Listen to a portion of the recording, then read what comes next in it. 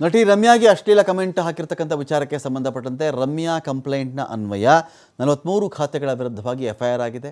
Cyber crime ಠಾಣೆಯಲ್ಲಿ FIR ದಾಖಲಾಗಿದೆ. ಪ್ರಮೋದ್ ಗೌಡ ಎನ್ನುವ ಅಕೌಂಟ್ ಸೇರಿದಂತೆ 43 ಅಕೌಂಟ್ಗಳನ್ನು ಇದೀಗ ಅದರ ವಿರುದ್ಧವಾಗಿ ದೂರು ದಾಖಲಾಯಿತು. ದೂರು ಆದ ಬಳಿಕ ಪ್ರಕರಣದ ಬಗ್ಗೆ ನಟಿ ರಮ್ಯಾ ಪ್ರತಿಕ್ರಿಯೆ ಕೊಟ್ಟಿದ್ದಾರೆ. ನಾನು 43 ಅಕೌಂಟ್ಗಳ ವಿರುದ್ಧವಾಗಿ ಕಂಪ್ಲೇಂಟ್ ಮಾಡಿದ್ದೇನೆ. ಹೆಚ್ಚು ಅಶ್ಲೀಲವಾಗಿ ಕಮೆಂಟ್ ಮಾಡಿದವರ ವಿರುದ್ಧವಾಗಿ ದೂರು ಕೊಟ್ಟಿದ್ದೀನಿ. ನನಗೆ ಟ್ರೋಲ್ ಅನ್ನೋದು ಹೊಸದಲ್ಲ.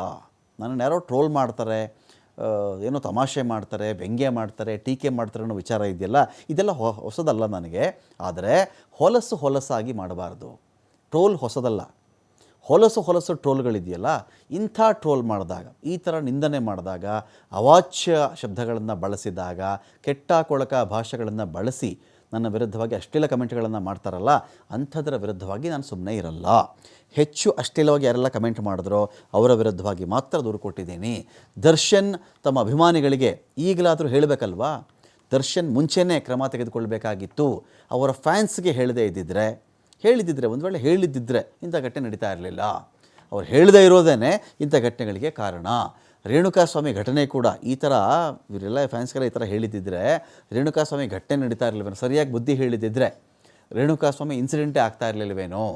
ದರ್ಶನ್ ಮೌನಕ್ಕೆ ನಟಿ ರಮ್ಯಾ ತೀವ್ರ ಆಕ್ರೋಶವನ್ನು ಹೊರಹಾಕಿದ್ದಾರೆ.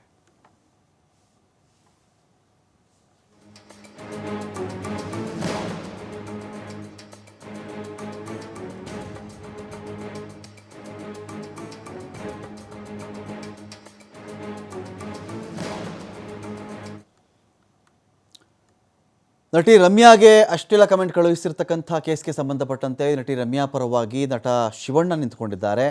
ಜೊತೆಗೆ ಪ್ರಥಮ್ ಕೂಡ ನಟಿ ರಮ್ಯಾ ಪರವಾಗಿದ್ದಾರೆ. ನಟಿ ರಮ್ಯಾ ನಿಲುವಿಗೆ ನನ್ನ ಬೆಂಬಲ ಇದೆ ಅಂತ ಹೇಳಿ ಶಿವಣ್ಣ ಹೇಳಿದ್ದಾರೆ. ದರ್ಶನ್ ಫ್ಯಾನ್ಸ್ ಬಳಸಿರ್ತಕ್ಕಂಥ ಪದಗಳು ಖಂಡನೀಯ. ಸೋಷಿಯಲ್ ಮೀಡಿಯಾ ತುಂಬ ಪ್ರಬಲವಾಗಿರ್ತಕ್ಕಂಥ ಅಸ್ತ್ರ, ಅದನ್ನು ಏಳಿಗೆಗೆ ಬಳಸಬೇಕೇ ವಿನಃ ದ್ವೇಷ ಅಸೂಯೆಗಲ್ಲ ಅಂತ ಶಿವರಾಜ್ ಕುಮಾರ್ ಅವರು ಹೇಳಿದ್ದಾರೆ. ನಿಮ್ಮ ಜೊತೆಗೆ ನಾವು ಸದಾ ನಿಲ್ತೀವಿ ಅಂತ ಹೇಳಿ ಪೋಸ್ಟ್ ಮಾಡಿದ್ದಾರೆ. ದೇಶದಲ್ಲಿ ತನಿಖಾ ಸಂಸ್ಥೆಗಳನ್ನು ಬಂದ್ ಮಾಡಿ ಅಂತ ಪ್ರಥಮ್ ಹೇಳ್ತಾ ಇದ್ದಾರೆ. ಡಿ ಕಂಪನಿ, ಡುಬಾಕ್ ಕಂಪನಿಗೆ ಪ್ರಕರಣವನ್ನು ಕೊಡಿ ಅಂತ ಕಿಡಿಕಾರಿದ್ದಾರೆ. ರಮ್ಯಾ ಪರ ನಿಲ್ಲದ ಕಲಾವಿದರಿಗೆ ನಾಚಿಕೆ ಆಗಬೇಕು ಅಂಥೇಳಿ ಪ್ರಥಮ್ ಕೂಡ ಮಾತಾಡಿದ್ದಾರೆ.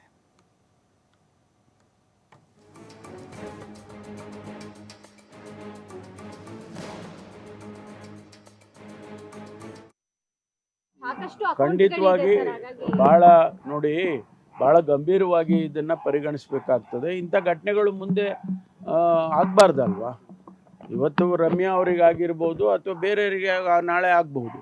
ಅದೇ ಎಲ್ಲೋ ಒಂದು ಕಡೆ ಅದಕ್ಕೆ ಒಂದು ಫುಲ್ ಸ್ಟಾಪ್ ಹಾಕಬೇಕು. ಅದಕ್ಕೆ ಕಮಿಷನರು ಕ್ರಮ ತಗೊಳ್ತಾರೆ.